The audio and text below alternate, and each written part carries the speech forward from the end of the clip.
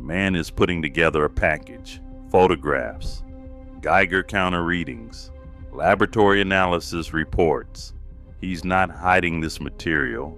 He's documenting it, authenticating it, building a file thick enough to convince a buyer that what he's selling is exactly what he says it is. Real uranium, real plutonium, the kind of material that in the right hands becomes a bomb. And the buyer he's building all this proof for, a man he believes works for an Iranian general, a general building a nuclear weapons program. He mails the proof. He wants there to be no doubt. His name is Takeshi Ebisawa, a Japanese national described by U.S. prosecutors as a Yakuza leader.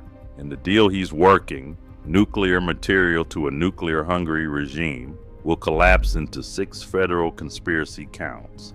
A network stretched across 5 countries and 20 years in an American prison. Here's the part that makes this one different from anything you've heard. The Iranian general did not exist. He was never real. The buyer on the other end of that package was an undercover DEA agent. And every photo, every reading, every lab report Ebisawa mailed to prove his product was real, all of it went straight into the hands of the United States government. He didn't get caught despite the evidence. He built the evidence himself and handed it over. So here's the question the whole case turns on, and I want you to hold it the entire way through.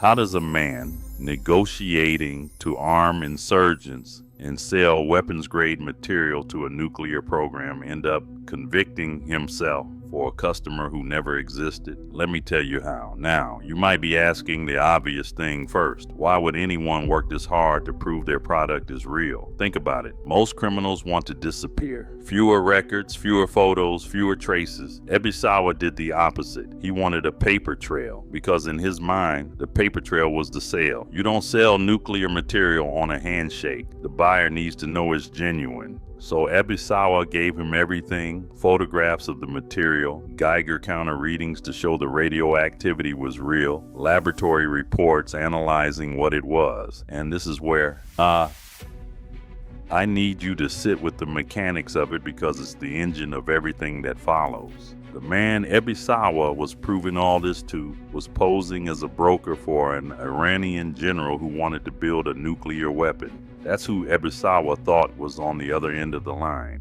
A hostile foreign nuclear program hungry for material, willing to pay, except the general was a fiction. Fully constructed, fully controlled by the Drug Enforcement Administration.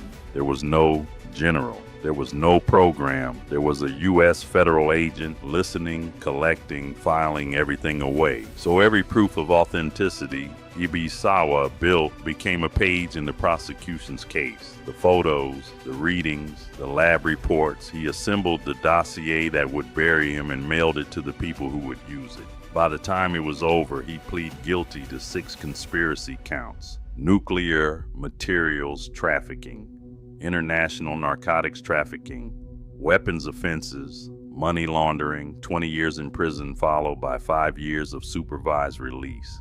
61 years old at sentencing, and it all flowed out of one impulse, to prove the thing was real. But to understand how a man ends up offering plutonium to a ghost, you have to go back to where the deal actually started 3 years earlier, into a world that made a deal like this even possible.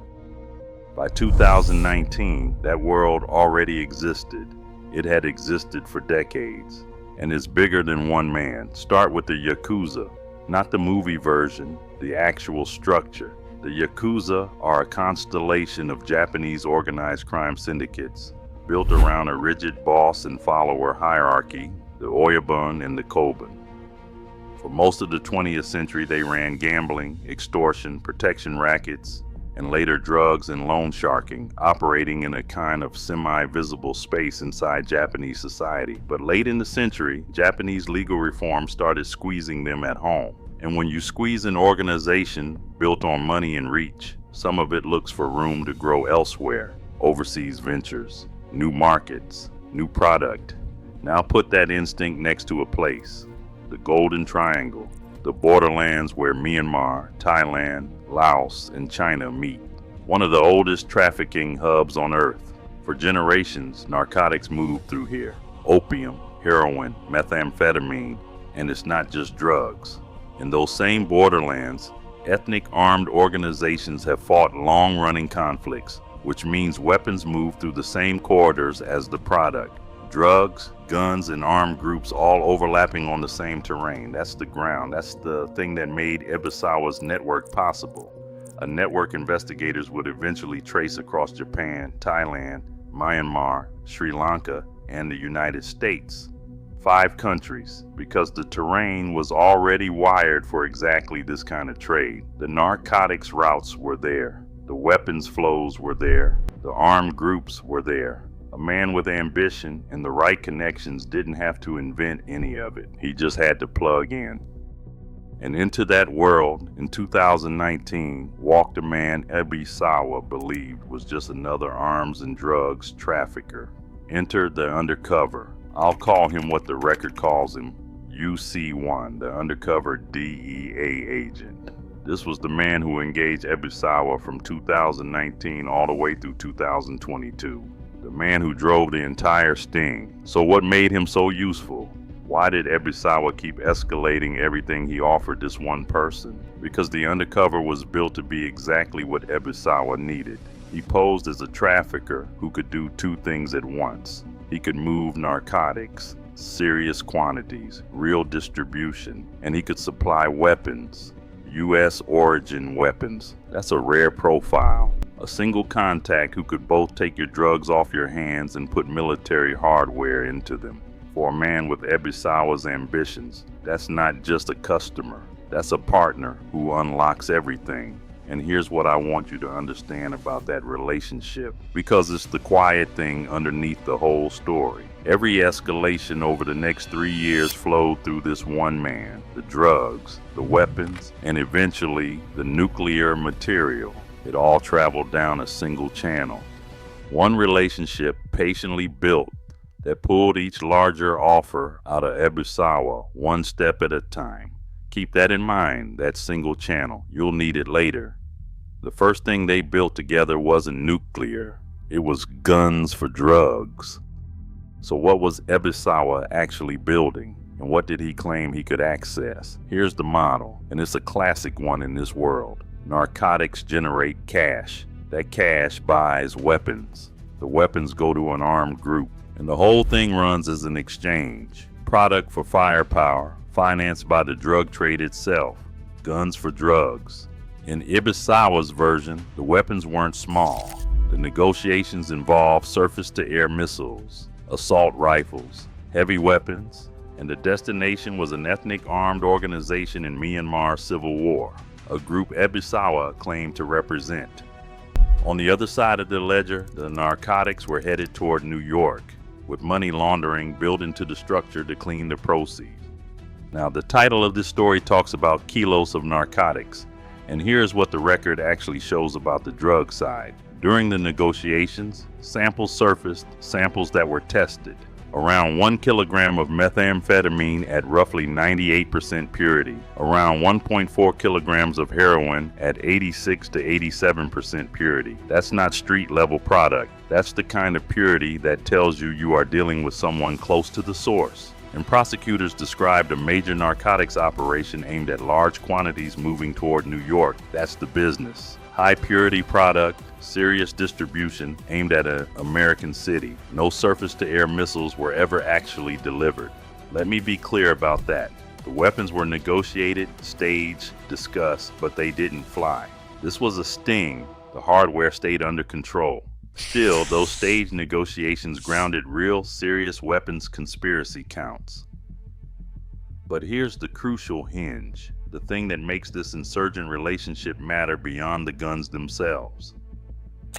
Ebisawa's claim to represent an armed group in Myanmar is exactly what let him claim access to something else. Something mined in Myanmar. Something no organized crime prosecution in this country had really ever seen. Because here's where it turns. The weapons deal was just the doorway. behind it was the reason this case has a place in history at all. How does a drug and gun sting suddenly become the first nuclear trafficking case brought against an organized crime figure of this kind? It starts in early 2020. Ebisawa makes an offer to the undercover, the man he believes is connected to that Iranian general. First is uranium, material he says mined in Myanmar, the kind of place his insurgent connections gave him a claim to, and then it escalates. It becomes plutonium. Sit with that word for a second. Uranium is one thing. Plutonium is the material at the center of nuclear weapons, and Ebisawa is offering it, represented as coming out of the ground in Myanmar, destined, as far as he understands it, for a foreign power trying to build a bomb. And remember the impulse from the very beginning. He wants to prove it's real, so he does what he did all along. He builds the file, photographs of the material, Geiger counter readings, laboratory analysis reports. Everything a serious buyer would demand before spending real money on something this dangerous. Then it goes physical. In 2022, at meetings in Thailand, samples of yellow cake are shown. A co-conspirator called CC2 presented those samples at the Thailand meetings. This is no longer a photograph or a reading on a device. This is material in a room changing hands. And here's where the trap under the whole operation does its work. Those samples were seized. They went to a United States laboratory, and prosecutors say the analysis came back showing uranium and weapons-grade plutonium. Now let me route this the way the record supports it. Prosecutors' lab said uranium and weapons-grade plutonium. And just as importantly, Ebisawa believed it was weapons grade. He represented it that way. He was selling it as material for a nuclear weapons program, and everything he did was built on that belief. The government's characterization and the seller's own conviction point the same direction. This is the climax of the whole thing. Not a gunfight, not a raid. A man mailing lab reports and showing samples in a hotel in Thailand, and in doing it, dragging an organized crime case across a line into nuclear proliferation. A place these prosecutions almost never go. There was only one problem with the most dangerous deal Ebisawa ever made. The Iranian general on the other end of it did not exist. Let me say the contradiction flat because it deserves no softening. The buyer was fake. The general was a persona, constructed and controlled by the DEA from the start. No actual Iranian official was ever involved. And the material? It never left law enforcement control, not once. Every sample, every ounce of it stayed inside the hands of the people investigating him. So think about what that means for all that proof. Every photograph Ebisawa took to demonstrate the material was genuine. Every Geiger reading, every lab report, every yellow cake sample shown in Thailand. He built all of it to close a deal, and there was no deal. There was only the dossier. He wasn't proving his product to a customer. He was assembling the government's case against himself, one exhibit at a time. The harder he worked to prove it was real, the more completely he convicted himself. And this is where the two halves of this story crash into each other. And I want you to really hold them side by side. On one side, the words of the prosecutors. Acting U.S. Attorney Edward Y. Kim, on the guilty plea, said Ebisawa brazenly trafficked nuclear material, including weapons-grade plutonium, out of Burma. And U.S. Attorney Jay Clayton, at sentencing, framed it in the largest possible terms. The illicit trafficking of nuclear materials is an existential threat to every New Yorker and every American. An existential threat to every New Yorker, to every American. Now hold that against the other side. The buyer never existed. The general was a fiction. The material never approached a real nuclear program, never left a government evidence locker, never got within reach of anyone who could turn it into a weapon. The most dangerous deal on record here was a deal with a ghost. That's the gap I keep coming back to. The framing says existential threat. The record says a controlled operation where the material stayed locked down the entire time. And I want you to hold both at once, because the discomfort of holding them together is the whole point. The intent was real. The material, by the government's account, was real. And the threat in the world as it actually unfolded ran through a buyer who was never there. The trap was never a wiretap or arrival or betrayal. The trap was the relationship itself. That single channel I told you to remember, the one every escalation flowed through. It was the DEA the entire time. The arrest that ended it came in a place a long way from Myanmar, Manhattan. By April 2022, the operation had gathered everything it needed, and on April 4th and 5th, 2022, Ebisawa was arrested in Manhattan. He didn't go down alone. Arrested in the same suite were Thai associates, the regional underworld layer that sat beneath him and connected him to the trade. Their names are part of this record. Somphop Singha Siri, described as a principal Thai co-defendant. Suksan Julanan, known as Bobby, who was alleged to have supplied those drug samples, the meth and the heroin, during the 2021 negotiations. And Sompak Rukrasarani, arrested in Manhattan on conspiracy charges tied to the network's narcotics and weapons dealing. I want to name them plainly. These three were arrested and charged. What happened to them after that, how their cases resolved, whether they were convicted, what sentences they may or may not have received, that isn't settled here, so I'm not going to invent an ending for them. They were pulled into the same net on the same days. Real people, real arrests. The case against Ebisawa deepened over time. A superseding indictment in February 2024 added the nuclear materials trafficking counts on top of the original narcotics and weapons charges. The drug and guns case had officially become a nuclear case. Then on January 8, 2025, Takeshi Ebisawa stood before Judge Colleen McMahon in the Southern District of New York and pleaded guilty. 6 conspiracy counts: nuclear materials trafficking, international narcotics trafficking, weapons offenses, money laundering, and on March 3, 2026, the same judge handed down the sentence, 20 years in federal prison, followed by 5 years of supervised release. 20 years for the man who built the file with his own hands. So here's where it all lands. He answered the biggest question of this whole story himself. A man who offered nuclear material to what he believed was a nuclear-hungry regime went down not to a rival, not to a wiretap he never saw coming, not to a betrayal by someone inside his own network. He went down to his own proof, handed willingly to a customer who was never there. The most dangerous deal he ever made was with a ghost. And the harder he worked to prove the material was real, the more completely he convicted himself. Every photograph, every reading, every report, evidence he manufactured, addressed, and delivered. Around him, the men swept up on those April days in 2022. Singasiri, Julanan, Rukrasarani remained part of the record too, the regional layer that made the network move.